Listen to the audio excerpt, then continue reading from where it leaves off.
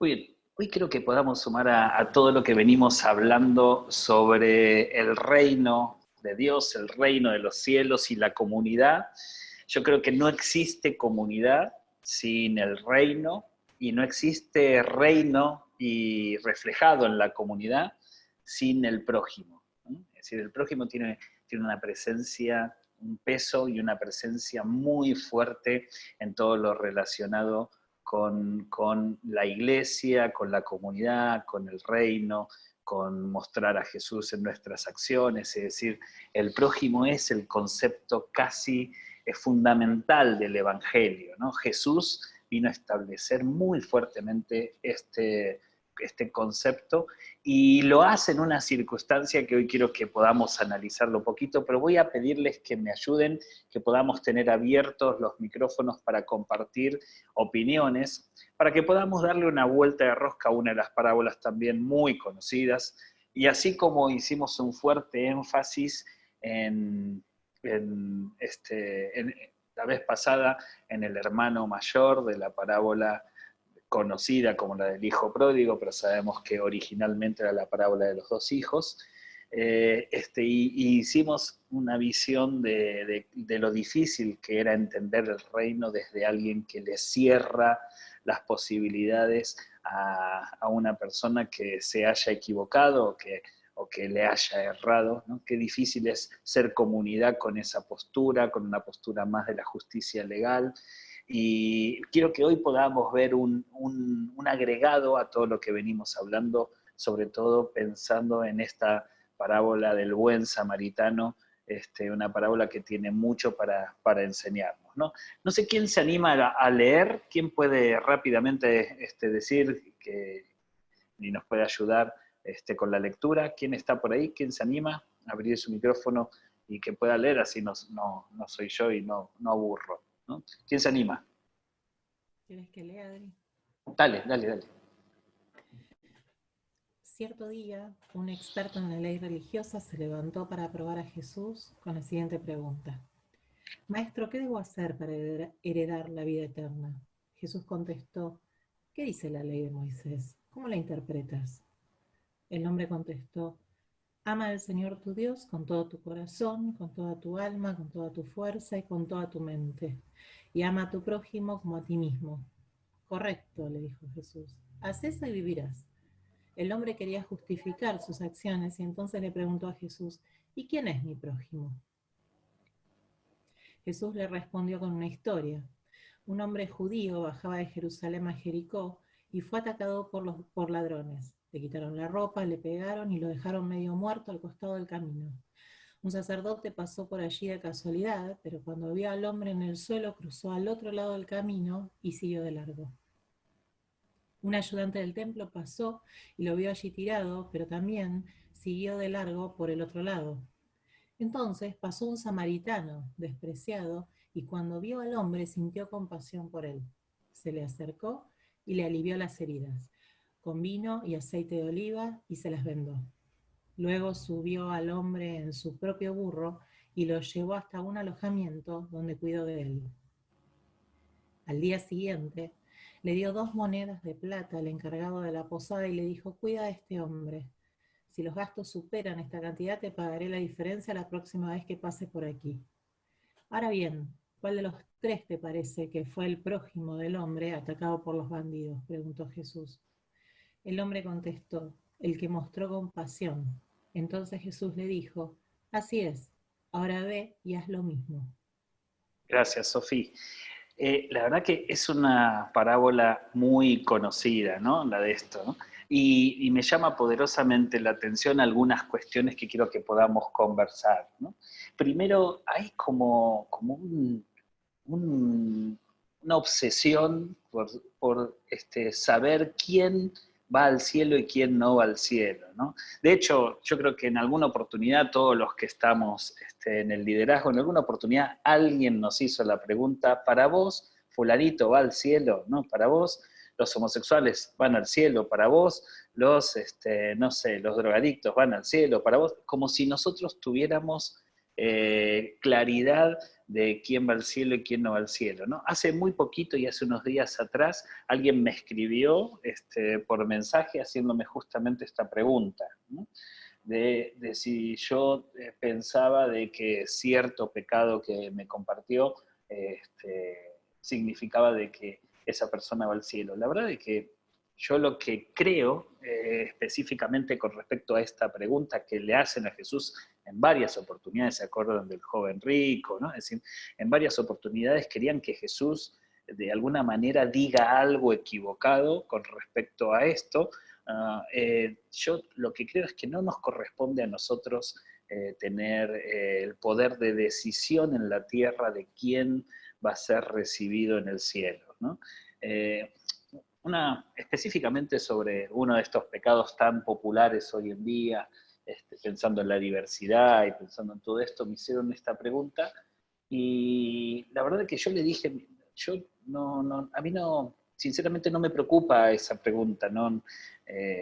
Como parte de una comunidad, yo creo que la comunidad no tiene que estar preocupada de quién decide que va al cielo o que no va al cielo, sino acompañarlos durante todo el peregrinaje en la tierra. Yo creo que la comunidad está para acompañar en este peregrinaje en la tierra y no para decidir quién va al cielo y quién no va al cielo, ¿no?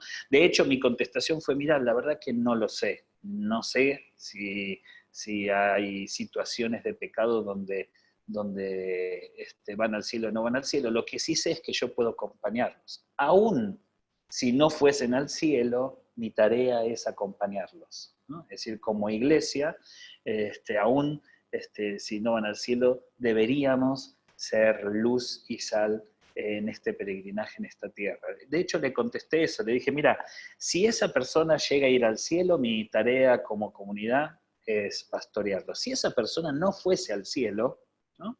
Igual mi tarea tendría que ser la misma, así que no me modifica en lo más mínimo y no me voy a meter en algo al cual yo no tengo autoridad para responder, ¿no? A Jesús van con este planteo, y no sé qué piensan ustedes con respecto a esto, ¿no? Pero si nosotros supiésemos, ¿no? Si Dios mismo se aparece delante tuyo, ¿no? Y queda todo tu rostro blanco como Moisés, y te dice, mira, fulanito de la comunidad no va a ir al cielo, ¿qué harías vos? ¿Invertirías en él? O menganita de tu comunidad no va a ir al cielo. Entonces uno dice, si no va al cielo ni fulanito ni menganito, entonces, ¿qué? Entonces yo ni me preocupo por ello, ¿no? Es decir, ¿para qué me voy a andar preocupando si no van a ir al cielo? ¿No? ¿Esa debería ser nuestra actitud? Yo creo que no. Yo por lo menos he decidido, primero, de que no soy yo quien va al cielo y al infierno, sino agárrense. Si el Señor me permite a mí decir, Adrián, decidí vos quién va al cielo y quién va al infierno, no sabés, ¿eh? No sé qué festín me haría. Pero ¿saben qué? Como el Señor me conoce, no tengo esa autoridad para decir quién va al cielo y quién va en el infierno. Entonces no es algo que deba preocuparnos a nosotros. Lo que deberíamos preocupar es si nosotros somos una comunidad que podemos mostrar a Jesús a todos aquellos que estén en este mundo, ¿no? Es decir, yo creo que esa tiene que ser nuestra mayor preocupación, lo que nosotros tenemos para hacer y no no tomarnos la atribución de pensar a quién Dios manda al cielo, a quién Dios manda al infierno, ¿no? Kate, si estás por ahí, vos andá ayudándome con el chat, ¿está bien? ¿Sí? Interrumpime cuando sea necesario, ¿no? Entonces, lo primero que creo que tenemos que decidir es, nosotros no somos quién para poder responder esta pregunta. Y aún si la pudiéramos responder, aún si tuviéramos la plena seguridad de quién va al cielo y quién va al infierno, nuestra actitud como comunidad no tendría que ser diferente. Deberíamos ser tan comunidad con el que nosotros demos por sentado que va al cielo, y deberíamos ser tan comunidad como con aquellos que supondríamos nosotros que irían al infierno. No tendría que haber diferencia. Por eso esta pregunta no está dirigida a nosotros, sino está dirigida a Jesús, que sí tenía la autoridad de mencionar cómo se va al cielo. Y Jesús hace lo mismo que hizo siempre, ¿no? Yo creo que a esta altura Jesús dice, otra vez con esta pregunta, hermano, si ya sabés cómo, ¿qué es lo que dice la Biblia? ¿No? Entonces, cuando alguien dice, queriendo que Jesús se equivoque, le dice, maestro, ¿qué debo hacer para heredar la vida eterna? Saben que ya el término rabí, maestro, era una palabra que que denotaba un respeto y una jerarquía, es decir, un tipo de reconocimiento muy especial, ¿no?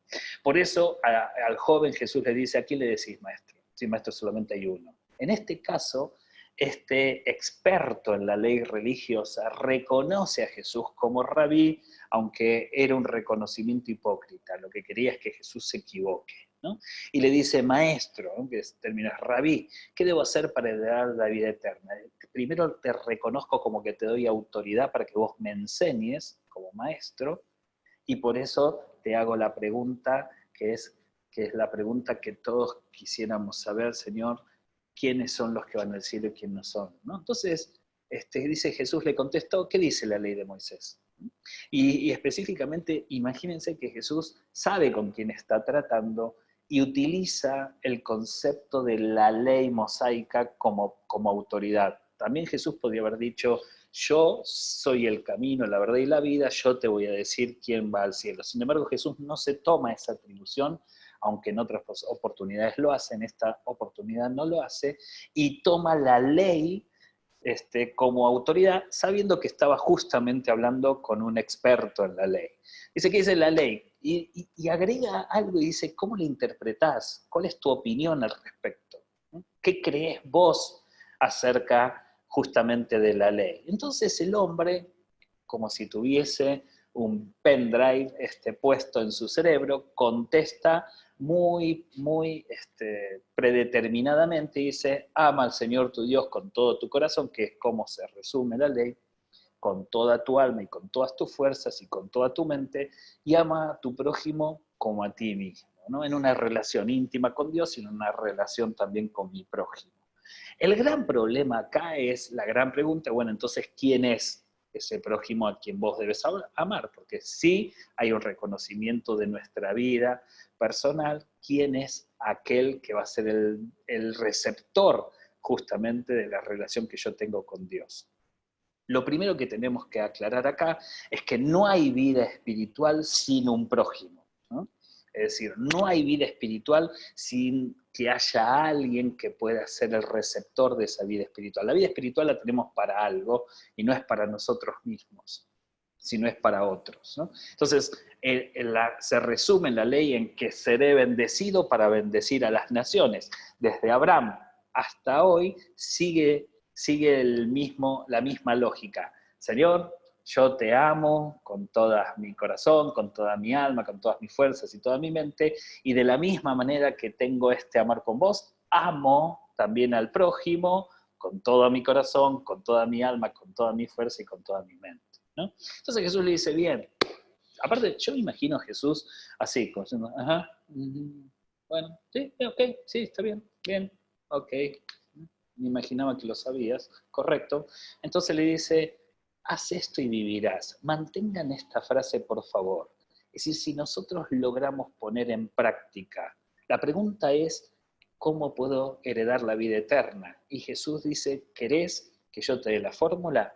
Ama al Señor tu Dios con todo tu corazón, con toda tu alma, con todas tus fuerzas y toda tu mente, y al prójimo como a ti mismo. Si haces esto, vas a vivir. Es decir, está resumido. Extrañamente, y acá pueden prender las hogueras, vayan prendiendo la hoguera, me preocupa que Jesús no le haya agregado algo un poco más elaborado a la fórmula para heredar la vida eterna, ¿no? Es decir, sinceramente, no sé si a ustedes les pasa lo mismo, yo me hubiese quedado como, bueno, Señor, pero pará, hay un montón de cosas más. Es decir, tendrías que haber agregado, ¿no? Bueno, mira, hace eso y todo lo que viene de más. No solamente eso, sino viví como un cristiano respetuoso de los mandatos, cumplí con todas las obligaciones que tiene un buen cristiano, ¿no? Separate de todo lo que un buen cristiano que cumple con las obligaciones y cumple con todos los procedimientos y cumple con todo lo que tiene que cumplir, tiene que ajustarse, ¿no? Jesús tendría que haber profundizado, no puede ser que algo tan simple como mi relación con Dios y poner en práctica con los demás mi relación con Dios, con eso haya servido solamente para heredar la vida eterna, ¿no? Fíjense que acá el experto de la ley religiosa no le dice, no le discute a Jesús como diciendo, bueno, pero explayate un poquito más, solo con eso, es decir, solo con eso alcanza. No, no, fíjense que acá el experto en la ley religiosa no le habla a Jesús sobre diezmos, sobre adoración, sobre congregarse, sobre el pecado, sobre los ministerios, sobre tus dones, sobre... No, no le agrega todo lo que nosotros le agregamos, que creemos está resumido en amarás al Señor tu Dios con tu corazón, con tu alma, con tu fuerza, con tu mente y a tu prójimo como a ti mismo. Nosotros a eso le agregamos una lista interminable de cosas. Extrañamente, ninguno de los dos decidió agregárselas.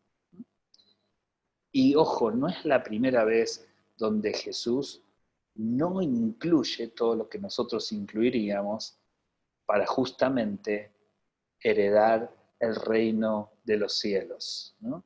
Me quedo pensando entonces, ¿será que para heredar la vida eterna es más sencillo que lo que nosotros nos imaginamos? ¿Será que es más simple que lo que nosotros nos imaginamos? ¿Será que nosotros la complicamos un montón, con un montón de cosas? Vuelvo a la enseñanza de la vez pasada, ¿no? Una iglesia que pone un fuerte énfasis, y no digo que el pecado no sea pecado, que pone un fuerte énfasis en el pecado, olvidándose de festejar porque alguien vuelve a casa, es una iglesia con más reglas y es una iglesia mucho más difícil de poner en práctica. Hoy hablaba con un paciente y se derivó la conversación en otras cuestiones, ya habíamos terminado la sesión, era el último paciente, entonces nos quedamos conversando algunas cuestiones y yo le volví a decir lo mismo que dije la vez pasada. Yo creo que si la iglesia pone en el centro el pecado y no el amor, termina siendo algo imposible. Es imposible nosotros poder responder como comunidad a todo lo que el pecado genera. Y con esto no estoy diciendo que entonces hagamos lo que querramos, justamente no, estoy diciendo que es imposible que nosotros podamos ser una iglesia que ama si estamos tan preocupados por los pecados de todo el mundo, ¿no? Es imposible. Quizás justamente cuando yo amo, ya no me preocupa el pecado, me preocupa la persona, ¿no? De hecho, Jesús se encuentra con pecadores en todo el Evangelio, a lo largo de todo el Evangelio, y su preocupación era la persona, no su preocupación no era el pecado. Él no hace un tratado sobre el adulterio cuando le traen a la mujer adúltera, ni hace un tratado sobre la corrupción cuando está con Saqueo, no hace un tratado sobre demonología cuando está con el Gadareno. Se preocupó por la persona, ¿no? Y quizás cuando vos amás, no ves el error de la persona, sino que ves todo su potencial, ves su corazón, ¿no? Y vuelvo a decir, no, Jesús nunca dijo que el adulterio, la corrupción o la demonología sea algo aprobado. No, no, no. Lo que él dejó bien claro es que le preocupaba a la mujer, le preocupaba a Saqueo, le preocupaba el Gadareno, por sobre las circunstancias de su vida, ¿no? Y esto es un pensamiento personal que anda dándome vuelta. Yo digo, el gran problema que tenemos todos los líderes que estamos hablando acerca del amor es que deberíamos abandonar nuestra obsesión con el pecado ajeno. Solo así vamos a poder construir una comunidad que sepa amar, ¿no?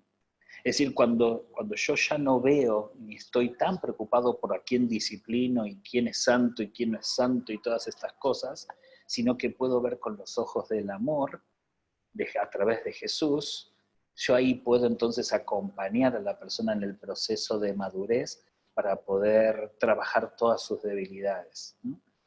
Y puedo entonces ver a la persona dignamente y no ver a alguien que malgastó todo el dinero de su herencia, dice el hermano mayor, en prostitutas, ¿no? ¿Sí?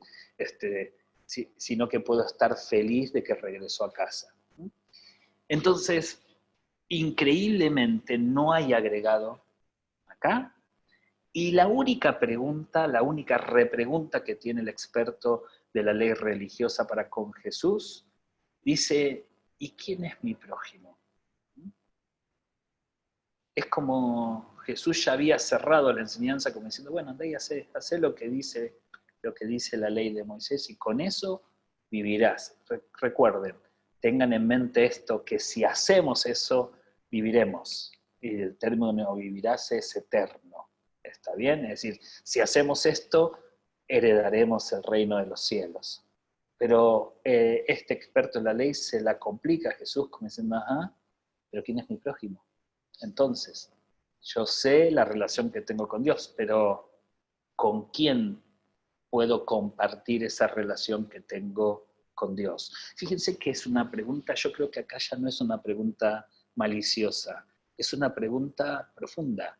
El experto de la ley religiosa había entendido que sí tenía que honrar a Dios con su corazón, con su mente, con su alma, con sus fuerzas, y eso lo tenía claro, la relación que tenía que tener con Él. Lo que no tenía claro es quién era digno de recibir la bendición de Dios. Ok, yo soy bendito, pero ¿a qué naciones puedo bendecir y a qué naciones tengo que aniquilar, ¿no? Para ir y conquistar la tierra prometida? ¿A qué naciones tengo que bendecir y a qué naciones tengo que anularlas de la lista? ¿Quién es mi prójimo? No todos son prójimos. ¿Quién será ese prójimo? En esta pregunta había escondido un dogma muy fuerte que todavía sigue tan fuerte con nosotros, ¿no? Tan presente con nosotros, ¿no? Cate, vos me interrumpís, ¿eh? Entonces, Jesús, como es de costumbre, hace de la pregunta, arma una historia, ¿no? Como ya había armado la historia de los dos hermanos, los dos hijos, el hijo pródigo y el hermano pródigo, arma entonces otra historia y acá arma una historia que a nosotros nos encanta porque no la entendemos, ¿eh? Porque si la entenderíamos no nos encantaría tanto y estaríamos todos como... ¿no? Pero entonces déjeme decir, ¿hay algo Kate? No, Adri. Ok, dice así, un hombre judío, entonces Jesús arranca diciendo, uno de los tuyos, hermano, ¿sí? Un hombre santo, ¿no? Voy a tratar de parafrasearla, ¿no? Un hermoso cristiano, ¿no? Con Biblia Thompson debajo de su axila, ¿no? Que se respira, ¿no? Esas fragancias que solo los cristianos tienen, vestido de cristiano, que habla cristiano y piensa cristiano, bajaba del culto, terminado el culto, y se iba hacia su barrio y fue atacado por ladrones, ¿no? Le quitaron la ropa, le pegaron, lo dejaron medio muerto al costado del camino. Entonces pasa un apóstol de estos que hacen campañas con su auto, ¿no? Y al ver el cuerpo ahí, debe haberse imaginado quizás que estaba borracho, mirá a esta gente, Señor, ten misericordia, y sigue de largo, ¿no? Después pasa un ministro de alabanza y de oración, de estos que rompen el frasco en la presencia del Dios, que sus rodillas están ampolladas de tanto estar arrodillado, de estos que tienen como un temblor santo, que cuando uno los ve dice, Señor, ¿por qué no soy como ellos? Y cuando lo ve pasa también con su vehículo, y cuando lo ve siguió de largo para otro lado, ¿no? Entonces pasa un travesti, ¿sí? Despreciado, ¿sí? Con olor a sexo de haber estado toda la noche vendiendo su cuerpo. Y cuando ve, claro, no tiene auto, ¿no? Ha vivido una noche con quizás un par de billetes en su bolsillo, pero cuando lo ve, se entristece, se preocupa por esta persona ahí tirada. Increíblemente me imagino de que si se diera cuenta que es un cristiano evangélico, el que está ahí tirado, inconsciente, sangrando, lastimado, quebrado, quizás sus piernas, su brazo, con un golpe en la cabeza, sin dinero, si se diera cuenta esta travesti de que ese mismo cristiano, si estuviese parado, lo miraría con desprecio, lo miraría con cara de asco y diciendo, este no merece, pero ni que Dios lo mire. Si se diera cuenta, no sé qué haría, pero ¿saben qué? Lo ve desprovisto de todo eso. No era un cristiano omnipotente, orgulloso, fanfarrón, prepotente, creedor de que se sabe todas, sino era una persona lastimada. Y cuando uno está en el suelo lastimado, sangrando, no existen estas diferencias. Solo sos un ser que necesita ayuda.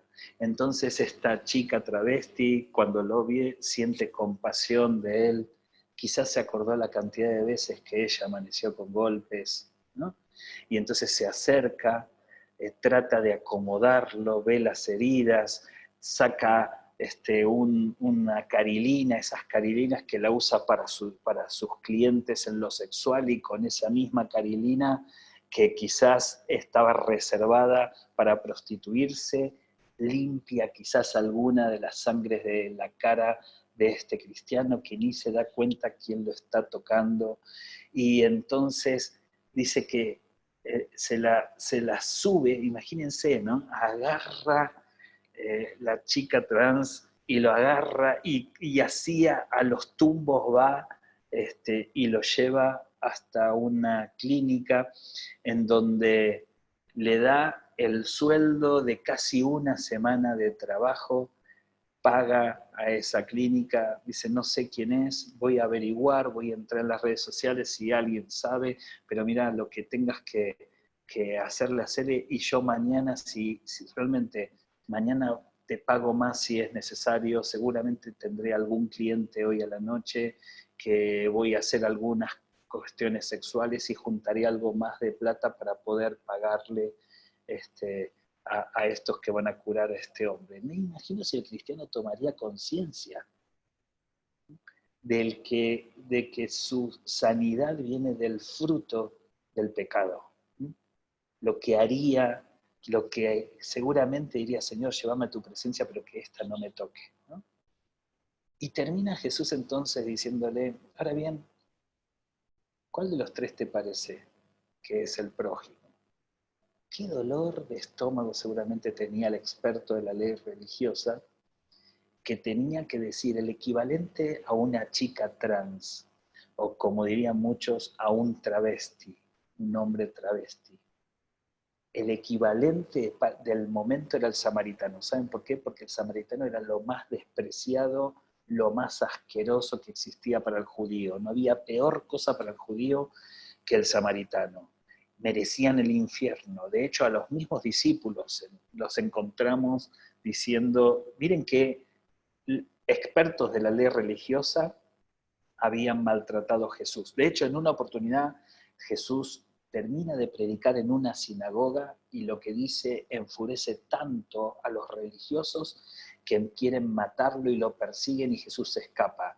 Sin embargo, en ese momento ninguno de los discípulos dijo, Señor, que caiga fuego y los consuma, porque eran expertos de la ley religiosa, eran judíos, pero sí pidieron que caiga fuego y los consuma cuando los samaritanos despreciaron a los dos discípulos que fueron a predicarles, ¿no? Entonces Jesús les pregunta, ¿cuál es el prójimo? Y a mí me llama poderosamente la atención la respuesta del experto de la ley religiosa. No dice la palabra samaritano. Podría haber dicho el samaritano. No, dice el que mostró compasión. Entonces Jesús le dice, ok, entonces anda y comportate como una chica trans que amó a esa persona, invirtió en esa persona, dedicó tiempo a esa persona, aún seguramente lo que no tenía, anda y mostrar esas mismas acciones. ¿Qué piensan de esta historia? Vamos a abrir nuestros micrófonos. ¿Qué piensan de esta historia? Ayúdenme, vamos.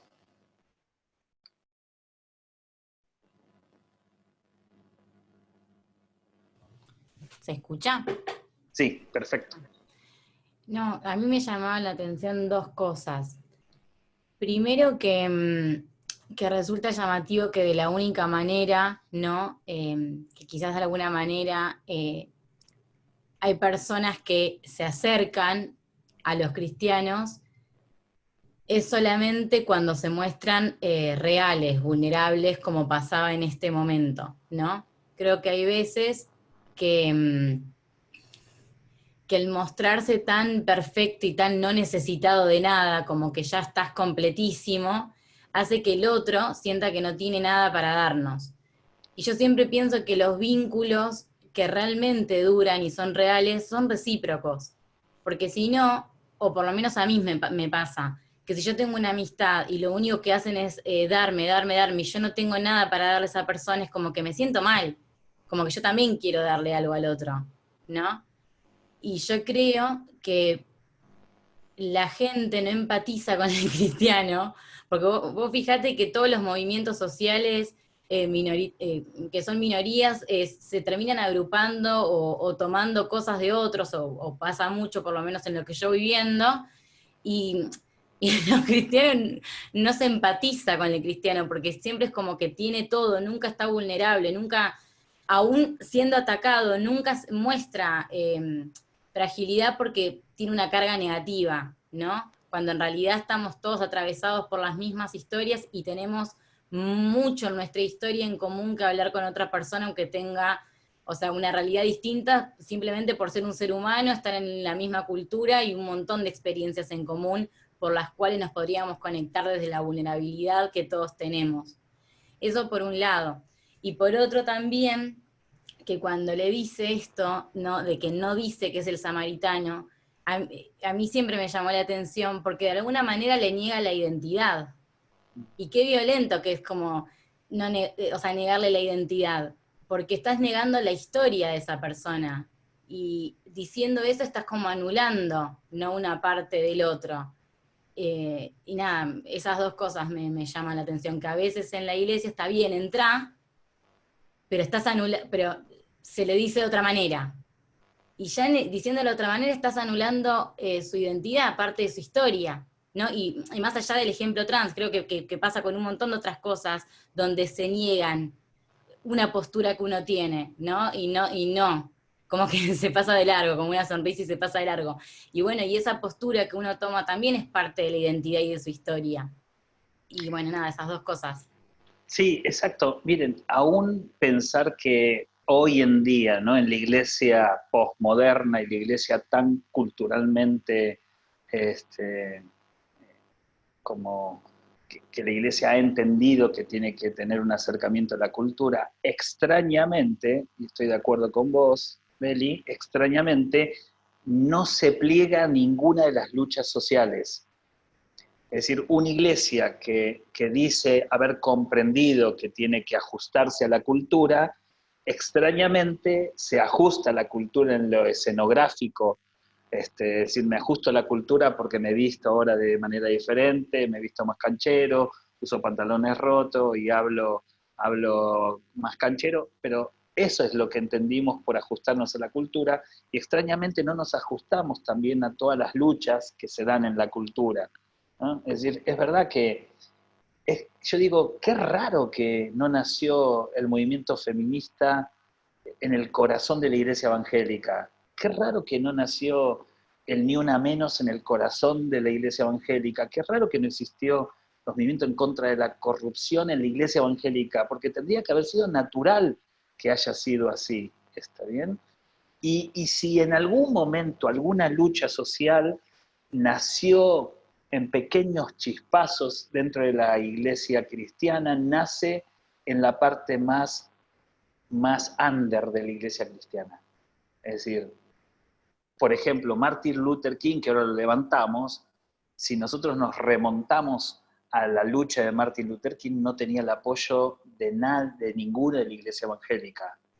Era la iglesia negra, digamos, en la que estaba apoyando a Martin Luther King, no era la iglesia cristiana evangélica.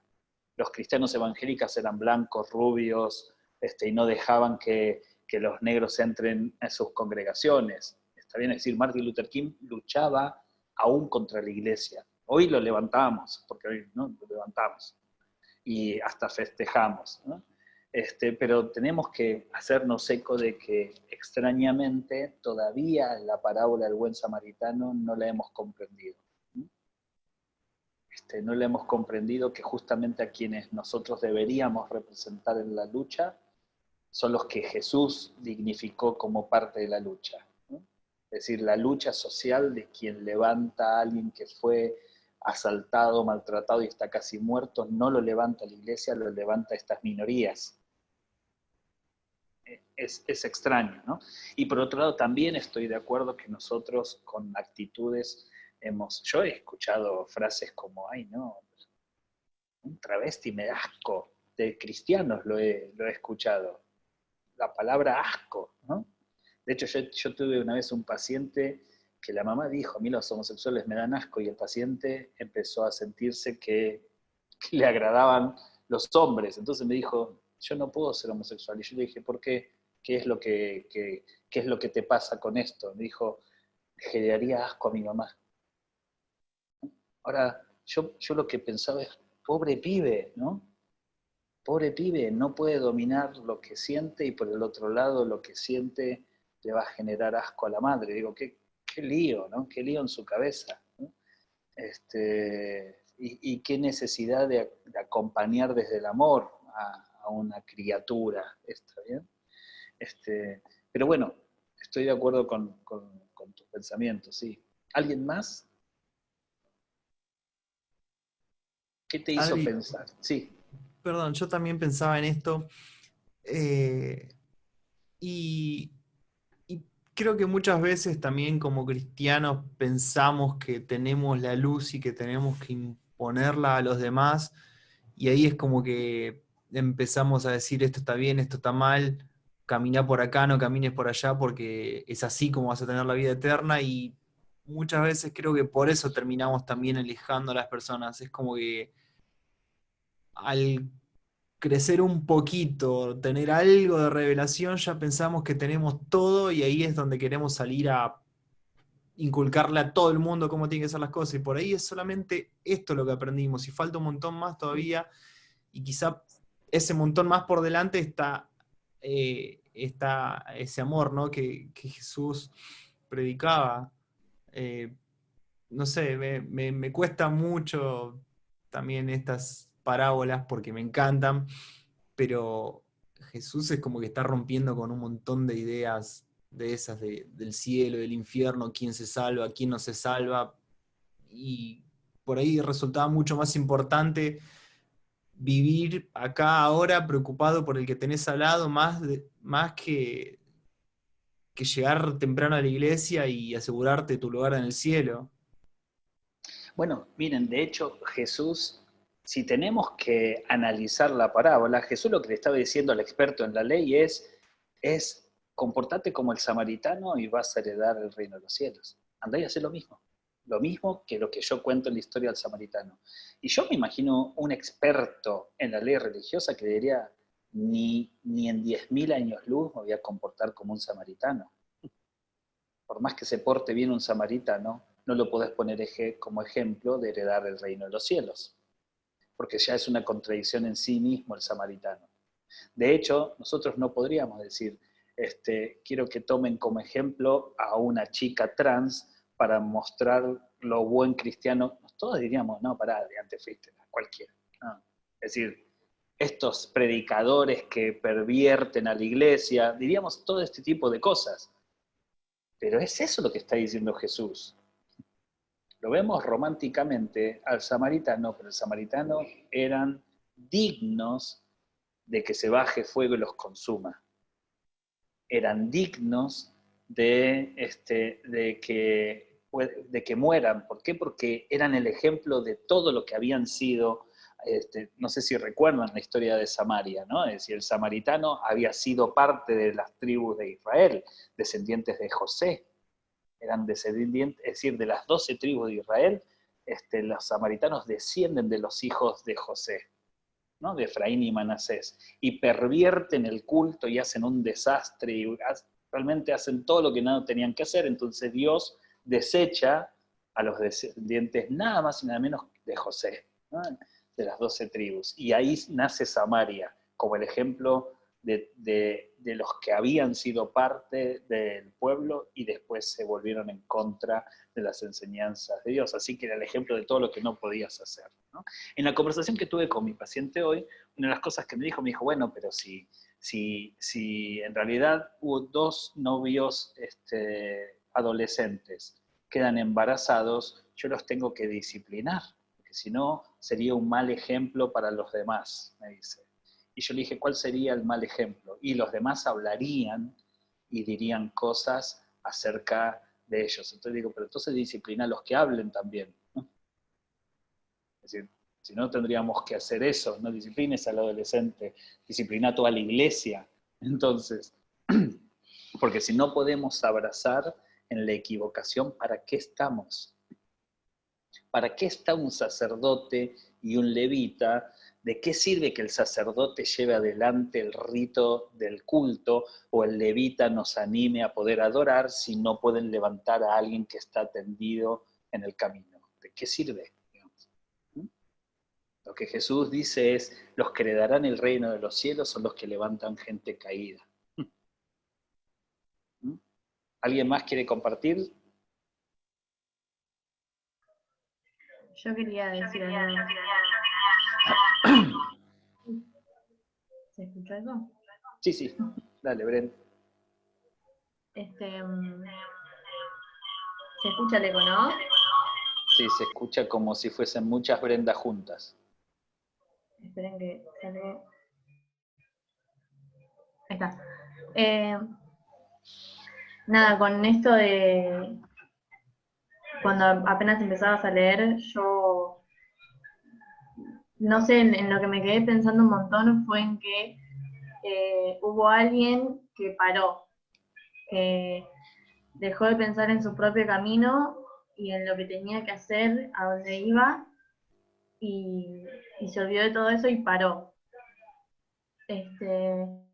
Y creo, y pensaba, ¿no? en la vida que uno tiene, que la vida del ser humano por naturaleza siempre está teniendo ambiciones, planificando cosas, siempre ordenando toda su vida para un futuro. Y nada, pensaba que aquel que ayuda a su prójimo es el que es capaz de parar y de olvidarse de sus ambiciones y de las metas a las que quiere llegar, y no sé, en vez de ir por el lado de dar una buena cara en la iglesia para llegar a ser líder o tal, como que parar. Y porque pensaba, uno cuando ayuda se tiene que levantar de la cama un domingo, tiene que a veces ir de noche, tiene que levantarse más temprano, tiene que parar en medio de, no sé, de su camino hacia el trabajo. Y a veces son cosas que uno no está dispuesto a hacer. Y nada, eso como que me hizo mucho ruido porque yo ni siquiera sé si estoy dispuesta a parar en medio de lo que quiero hacer o hacia dónde voy para desviarme del camino de ayudar a otra persona. Eso. Bien, de hecho, qué difícil que es parar, ¿no? Qué difícil que es detenernos. Ahí escribí algunas cosas y los chicos de medios que la puedan recoger para después. El que ama a su prójimo es el que lo ayuda en sus problemas. Y hereda el reino de los cielos el que levanta al caído. No voy a entrar en la fácil de decir, justamente hereda el reino de los cielos el que levanta al caído, a una iglesia que ha dejado a millones tendidos en el suelo, ¿no? Extraño, ¿no? Extraño, pero lo que nos enseña Jesús justamente es que, como dice Brenda, hay que detenerse en algún momento, correr nuestros activismos y nuestras pretensiones y detenernos a observar al caído, y es el que invierte en el caído, ¿no? Quiera el Señor que seamos una comunidad que pueda levantar al caído. Rápidamente, porque ya se hizo tarde, la gran pregunta de quién es mi prójimo. Yo creo que la pregunta correcta en esta noche tendría que ser, ¿quién soy yo para mi prójimo? Porque Jesús dice, ok, ¿quién es el prójimo? El que te ayuda, ok. ¿Y ¿Y quién sos vos entonces? Ese experto en la ley no solamente tenía que comportarse como el samaritano, sino tenía que ser un prójimo para el samaritano, ¿eh? Por lo que dice Jesús es el prójimo fue el samaritano, ¿eh? Entonces es un prójimo para él, ¿no? Y mi pregunta es un poco también lo que decía Mary, bueno, y la gente de las minorías que Jesús ha dignificado en esta historia, ¿qué piensan acerca de nosotros? Porque nosotros también somos su prójimo. Y cuando pienso en esto, digo, ok, ¿quién soy yo para el prójimo? Debo ser esperanza, es decir, una iglesia que no es esperanza para el diferente, es una iglesia que no ha comprendido la parábola del buen samaritano. Todo lo que necesitaba el judío que había sido asaltado estaba en el samaritano. Sin el samaritano se hubiese muerto. Toda la esperanza radicaba en la actitud del samaritano. Y fíjense que no en el sacerdote y no en el levita, solo toda la esperanza de salud y la esperanza de vida quedó en manos del diferente.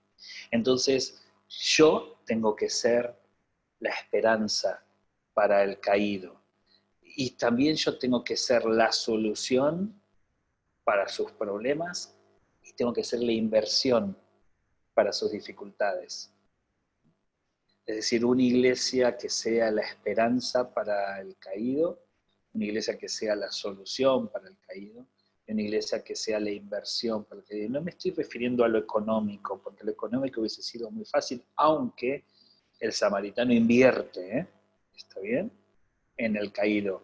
Me estoy refiriendo a que el otro ocupe el primer lugar de tus intereses, de que te puedas preocupar por el otro.